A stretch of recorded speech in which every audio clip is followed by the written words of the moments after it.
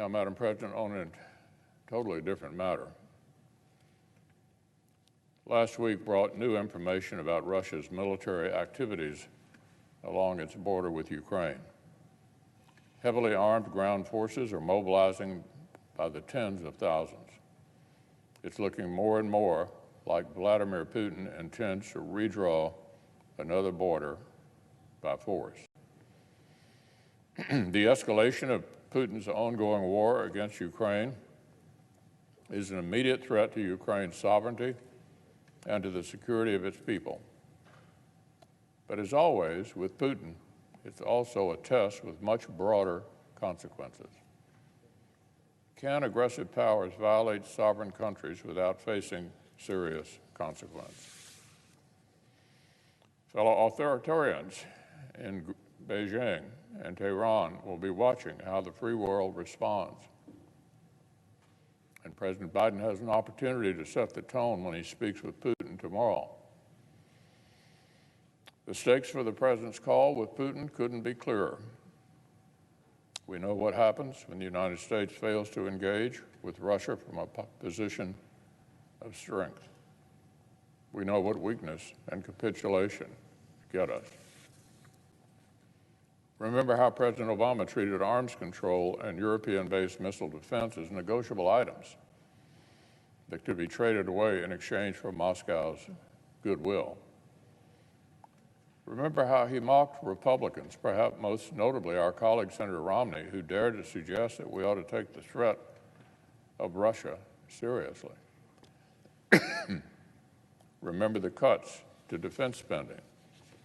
Remember the dithering over whether to provide meaningful capabilities to Ukraine when Putin's first invaded, and how useless our blankets and MREs were against Russian armor and Moscow-trained little green men.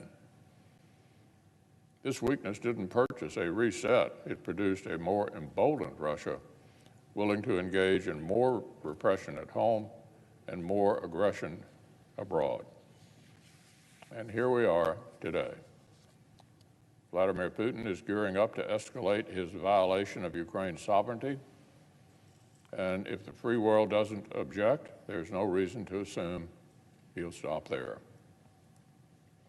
So tomorrow, President Biden has both the opportunity and the responsibility to tell Russia and Ukraine and our allies in Europe that the United States cares about sovereign borders and will help its friends protect them.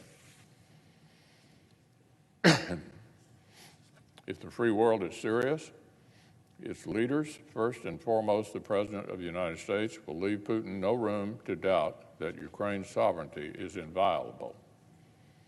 And by extension, they will signal to Chairman Xi that similar prospecting in the Pacific will come with prohibitive costs.